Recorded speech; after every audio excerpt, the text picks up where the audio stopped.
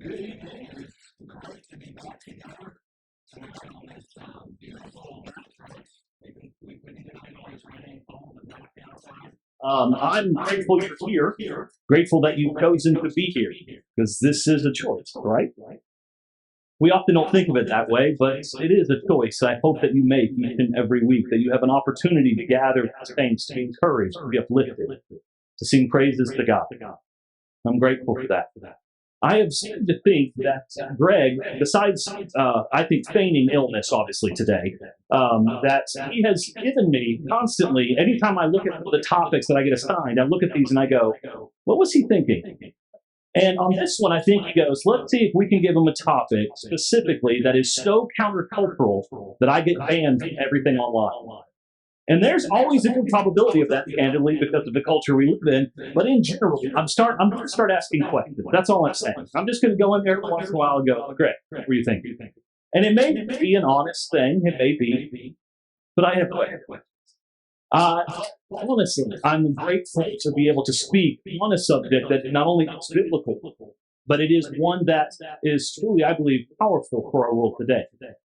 You see, we don't speak about this much, but it's the one thing that has so altered, so changed in our culture in the last 50 years that many of us have not even noticed it except for we feel. We feel something has become different. Now, one of the key things, and I am well aware that you cannot read this. There's a reason for this. I joked with Clay about this earlier. Because this is my invitation at times for people to start moving this way. Come closer. Come a little bit closer. But it's actually fairly simple. It says this: you shall not bear false witness against your neighbor. As we've been going through this premise of wisdom, of seeing these 10 commandments, seeing what they teach us and what we can learn from them, there's a very simple thing to this. And it's not really hard for us to understand. Do not lie when testifying in court. But there's something bigger underneath it. And we'll find that in a verse like Proverbs 12. Whoever speaks the truth, this is one that was read for us earlier, gives honest evidence, but a false witness utters deceit. There is one whose rash words are like sword thrusts, but the tongue of the wise brings healing. Truthful lips endure forever, but a lying tongue is but for a moment. Deceit is in the heart of those who devise evil. But those who plan peace have joy. No ill befalls the righteous, but the wicked are filled with trouble. Lying lips are an abomination to the Lord, but those who act faithfully are his delight. So not only is it do not lie in court, it's also just do not lie. This is the other side of it. There's something larger playing underneath the whole entire premise. You see, it's easy for us to go, well, that's what a lot of people just say. Well, it's obviously referencing do not bear false witness. That's what you shouldn't do. Now, in the Old Testament, there was something even more powerful that was going on in that. I'm not going to read this whole entire thing, but in Deuteronomy, you actually see if you bear false witness, and it is thought that you are actually lying, that you are not telling the truth, you will receive the punishment of the person that you are bearing false witness against. The very thing that they were being accused of, since you were lying about it, you must receive that. So if the punishment was going to be death and you lied to try to put them to death, guess what the punishment was for you? Death. Because that's how important it is to God. That you do not lie. That you don't fall into those categories, especially when you're trying to turn it on someone else. We see all that also in Daniel, and the king commanded, and those men who maliciously accused Daniel were brought and cast into the den of life. We see this not just in the ancient world with the Jews, we see this also in the ancient world. That which you claim on others will be held against you. If you look at the New Testament, don't you also find the very premise of, in the same way that you judge, you will be judged? That you will be held to the standard by which you hold others to? We see this consistently throughout Scripture. In Proverbs 19, it says, the false witness will not go unpunished, and whoever pours out lies will perish. Now, I don't know about you, but this seems fairly clear and fairly on point. There's no messing around here. There's no playing games with this. There's no, well, it just depends on the context. But isn't that where most of our world is today? Now, some of you who have studied history know a little bit, know of the switch, the transition from what was often referred to as the Enlightenment period to postmodernism, which is what we are in today. The Enlightenment period, 17th, 18th century, was idealism and reason. It was an intellectual and cultural movement that emphasized reason over superstition and science over, notice this, blind faith. Not science over faith, but over blind faith. That there was things you could learn, things that you could see to find God. It was the 17th, 18th century into the 20th century. Postmodernism, on the other hand, is skepticism and suspicion of reason. Challenges the notion of universal truths and certainties from the 1970s to today. I'm not going to have you raise your hands, but people lived through the 1970s. Did you see the switch? Did you feel the switch? Did you realize that this was what was happening?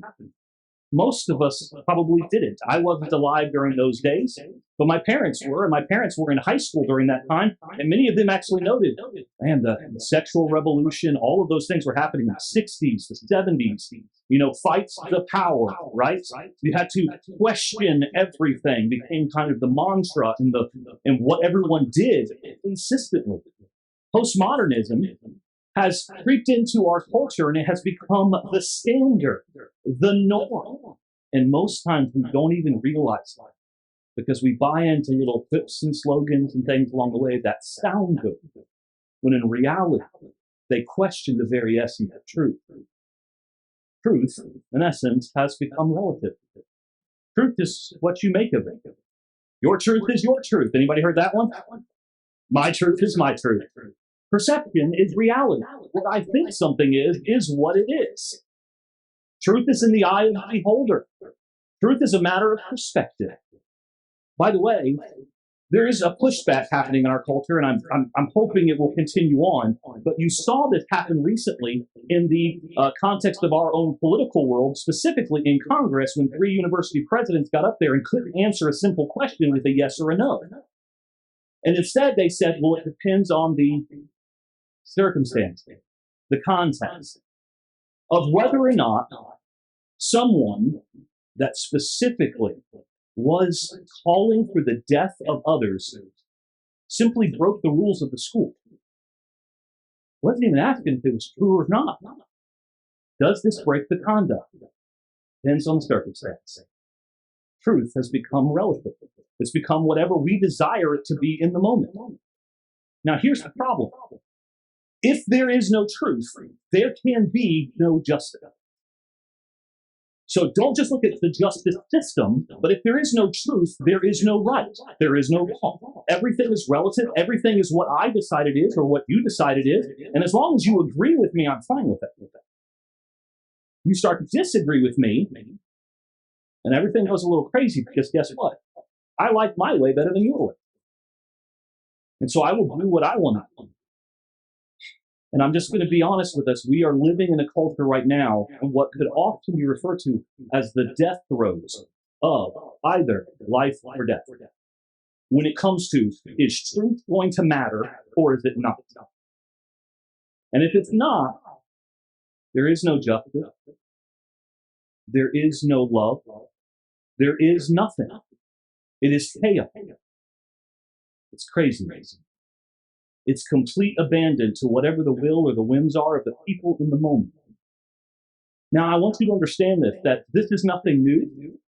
This has happened throughout the centuries and has happened in different cultures and different places across time. We're actually very, very bad at replicating the same exact things that have taken down other civilizations along the way. And the church, in spite of that, when it stands for truth, always survives, not only survives, but thrives on the outskirts of these things. And the reason is because we hold fast to that which we know to be true. Faithfully standing firm. In Proverbs 6, it says, there are 6 things that the Lord hates, 7 that are an abomination to him. Haughty eyes, a lying tongue, and hands that shed innocent blood. A heart that devises wicked plans, feet that make haste to run to evil. A false witness who breathes out lies, and one who sows discord among brothers. So here's the problem. If truth is relative, there are no haughty eyes, because it's just a matter of perspective. There are no lying tongues. There are no hands that shed innocent blood. There's no wickedness. There's no evil. There's no false witness. There's no discord. Everything is based off of what I believe, because as long as I'm winning, that's what it is.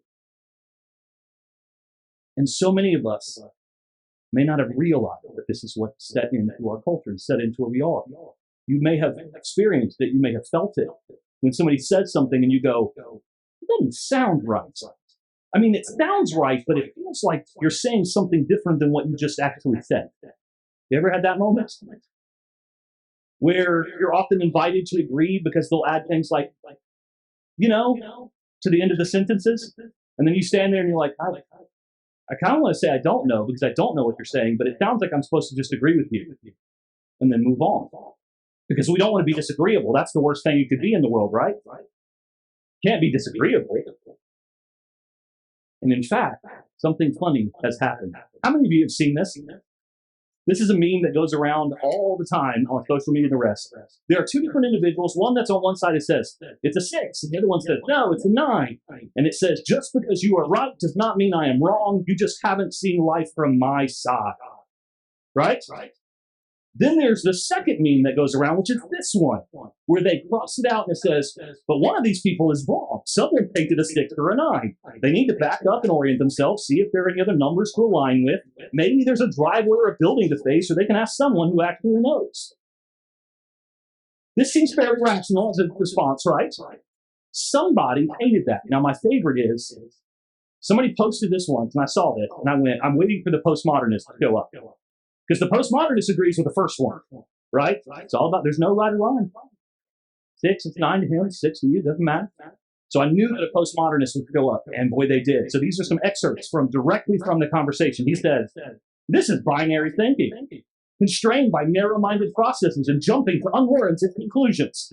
And I was like, uh-oh, where's he going to go with that? It's not actually about perspective or truth. It's about empathy. It's about empathy. I'm sorry, where did we get empathy? It's a picture of a guy and 2 people pointing at a 6 or a 9. How did empathy come into the core of this? This perspective. He continues on and says, don't you understand? Love is love. Love is peace. Love is acceptance. And I had to stop myself for a second and go, what? Are we even talking about the same thing here? How did you get to love is love, love is peace, love is acceptance from 2 characters talking about well, it's about empathy. And so if you really cared, then you would see from other people's perspectives. Have you heard this before? Have you heard this mantra of the last 10 years? Well, why don't you just understand and listen to someone else's perspective? Maybe they have a different perspective. Now that sounds good, right? And there is nothing inherently wrong with actually learning to sit and listen to others, have relationship with others. The problem is that that's not what a postmodern world is teaching. It's saying it doesn't matter what you believe, they're right too. That's what's actually being said. And that cannot be true. It cannot be true if we believe in absolute truth. Because this is ultimately what postmodernism is all about. I demand control. Not us, me. You. You demand control. And I demand control. And do you wonder why there is such a feeling of conflict in the air everywhere? It's because now we're all the arbiters of truth. We don't call it truth because there is no such thing as truth. And by the way, do you know the problem with saying there is no truth? Is that you just made an absolute truth claim. So in and of itself, it's irrational. You can't say there is no truth because then you've made a claim that is directly either true or false. We become the arbiters of truth. We become what is true. We become God in our own world. And it inwardly focuses everyone. And there is a reason why it has directly affected the United States and Europe more than it has other cultures, because we are very singular, individualistic. Different than some of the cultures in Asia and other places who are more community focused. It has not affected them in the same way it's affected us over the last 50 to 70 years. And if you're wondering, yes, it did come from academia. Don't be surprised by that at all. Because if you have to write a paper, might as well make it up. and then see if somebody catches on. That's what happens all the time. I demand control. I am the arbiter of truth. I decide what it is. Truth has been relegated to a secondary position behind how we feel in the moment, whatever it may be. Doesn't really matter because my opinion matters. Now, I've said this for a few years, and I try to say this very kindly and nicely. Not all opinions are the same. And this is where I'm going to say it nicely. Some are stupid. They just are. They're not well thought out. They have not spent time thinking about it, and they're not of any value. In fact, there are a lot of blogs and podcasts and videos and television shows and talking heads on TV that offer no actual value when it comes to truth and reality. They are often entertaining because it's fun to watch others be complete fools. But it's not real. It's not truth. Empathy, a Christian trait, becomes a weapon for the postmodernists. Let me show you how this works. I want to be careful how I say this because I'm going to get to another point here in a minute that really emphasizes it even more, but I want to say this. Over the last years, many of us have been encouraged over and over again to seek the guidance of others when it comes to how people experience other things in life. They'll say things like, well, have you talked to this brother about this? Do you understand really what their background is? Do you understand their ethnicity? Do you understand their race? Do you understand their gender? Do you understand all of these different things? And over again, what you're being told is, you don't know who they are. Now, I'm just going to tell you something. That's probably true because I am not them. My experiences are my own. They're different from yours. But what is often couched within this is, if you don't listen to them and agree with them, then you're not really a Christian. You're not really empathetic. It's the agree with them that's the problem. Listening to your brothers and sisters in Christ of different backgrounds, ethnicities, races around the world, people who are immigrants, people who come from all different walks and paths of life. There is nothing wrong with having empathy for other human beings. There is something wrong when someone weaponizes empathy, turns it around and says, if you don't agree with my interpretation of what this looks like, then you're not a Christian. And here's the funny part. Most of the people saying this are not Christians. And yet they demand that you weaponize your empathy for their view on truth. Do you catch that? Weaponized empathy. Have you ever been made to feel guilty over the last few years? Over and over again, guilt over guilt over guilt, and it's weaponized empathy. The argument is no longer what is truth, but it is now, how could you disagree? You don't decide what is true. How about what I feel? This is what I get when I get pushback, not just from college students, this is from adults and others, because many of us have fallen into this trap. It's no longer about what is true. It's how does this make me feel in this moment? I disagree with that. One of my favorite lines from this is from the Mad Hatter from Alice in Wonderland, where he says, starts off simply saying, I don't think, and then the Mad Hatter turns around and goes, then you shouldn't speak. And I always love that because I wish more conversations went that way. I don't think, then stop talking. You should think more. Now, there are consequences of lies. They have shaped history. Can I tell you that one of the greatest consequences of lies that we've lived through, and in fact, we're reliving right now, in the context of what's happening in the Middle East, is that you can devalue and dehumanize people when you disagree with them. It's as simple as that. The Holocaust did not happen because every single German was somehow ultimately evil. It's because they believed the lie that dehumanized the whole group of people and said they're not as good as we are. African Americans in our nation who have grown up under the guise of slavery and the rest that has been out there was bought into a lie for so many, even those who claim Christianity, bought into the lie that they were less than because, well, that's the grand lie. We bought into it. I'm talking about nationalism. Not today, I hope. But do we still deal with the consequences of lies that shape culture? Absolutely we do. We deal with those. They have shaped history. Living in China, I didn't know I was going to share this, but there's moments when it just hits you and you just know something is important. When I was living in China, there was a night where I went across to this little store right outside of my front gate of school. It was a Muslim noodle shop. It was my Muslim noodle shop. So when I went to about probably 8 to 10 times a week, I loved that place. It was run by a Muslim Uyghur family, about 6 to 7 kids. And they would come out and they would jump on my lap and they would hang out with me. I was there for them. That's the way they looked at me. The kids would pull on my beard. They'd play. They'd hang on my shoulders and the rest. And the Uyghurs are allowed to have more than one child, unlike the child policy in China at the time. So there was lots of kids running around. One night I went to get my food. And while I was there, a few drunk gang members showed up and started to pick fights with the owner. I found myself caught in between a rock and a hard place inside that place and had to, in one way or another, fight my way out of a brawl in the doorway with knives and pipes and all sorts of things. At one moment, I turned around as I was trying to make my way out, and I was doing the only thing I knew what to do, which was to scream in English at the top of my lungs, just say, "Move." And I would randomly just toss whatever was in my way.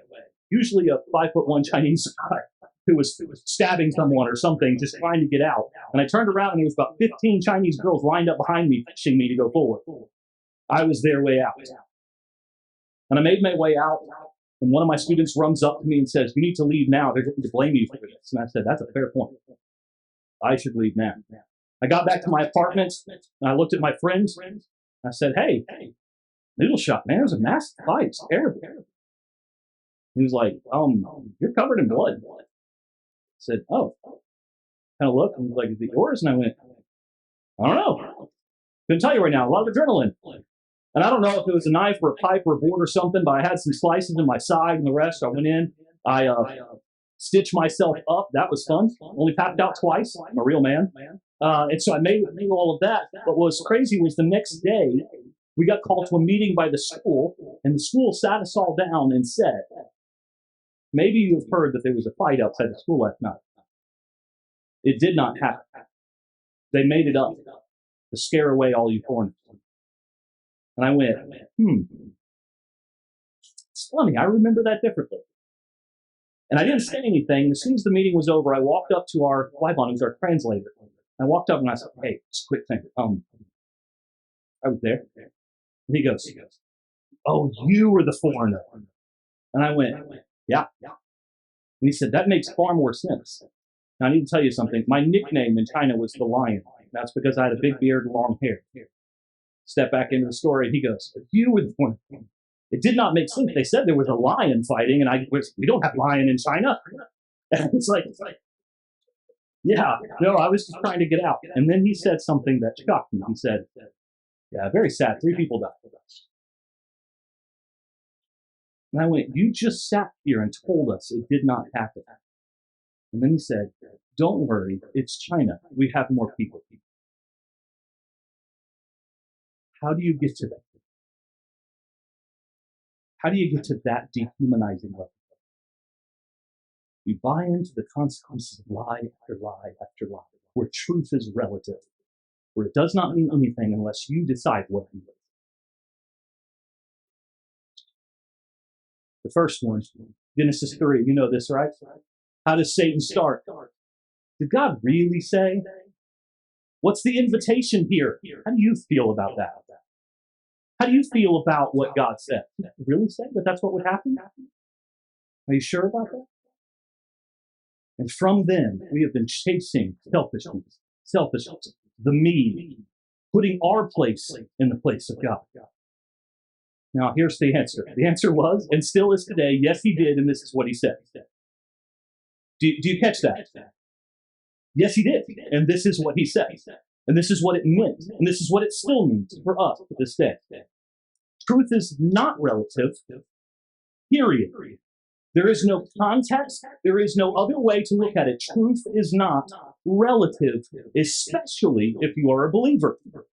Even more so, but not just as a believer, culturally speaking, when you find that truth becomes set aside, there is no justice, there is no hope, there is no nothing. When those things do not believe, when you do not believe that there is such a thing as truth. Because God is truth, which can, through reason and faith, we know to mean He does not lie, then we can rest assured in His promises and His ways. And when we say God is love, that is different than saying love is love.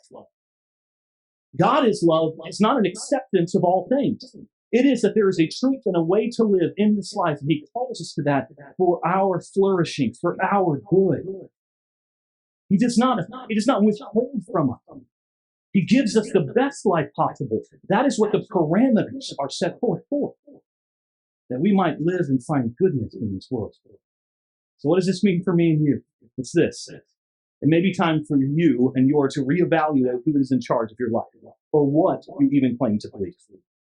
Can I just be honest with you? Because there are slogans and things that you might have said or sounded good or posted on social media or been weaponized in the empathy area into changing your profile picture to something, posting something around you, especially in the last couple of years. Do all of those things when it's not real. It's not true. We get so tied up in this world and we miss out on what's really there, what is true. One cannot claim Christianity, which says that there is a God, that there is a Son, and that He did very specific things that we might find newness to walk in life. So here's a few simple truths for you to walk away with tonight. There is a God. Genesis 1:1. In the beginning, God. If you can't get past that, stop reading the rest. If you can't agree to the first thing, the rest will become irrelevant. If you do not agree that in the beginning, God created the heavens and the earth, that this is His work, and He sets the parameter, He sets what is good for us, that Jesus is His Son. We see this in Matthew 3 specifically, that He is the Son of God. This is my Son in whom I am well pleased. We are sinners in need of Savior, for all have sinned and fallen short of the glory of God. That there's only one way to the Father. I am the way, the truth, and the life. Jesus said this very specifically. Now, can I tell you, in a relativistic world, especially in a Christian relativistic world, guess what? It doesn't matter where you go to church. Have you heard that? It doesn't matter how you worship. None of those things matter. That is postmodernism mixing into Christianity. It does matter. So let me tell you another secret. This is rational thought. Ready? If it doesn't matter where you go to church, then your church doesn't matter. If your church doesn't matter, it doesn't matter. If, however, it does, maybe you ought to find the one true church. There's but one way to the Father, and that's through the Son. We love God by obeying His command. If you love me, you will obey my commands. These are very simple things. These are high-end, very simple notions. We must die to ourselves in submission. We see this through Matthew 28. We also see it in Romans 6.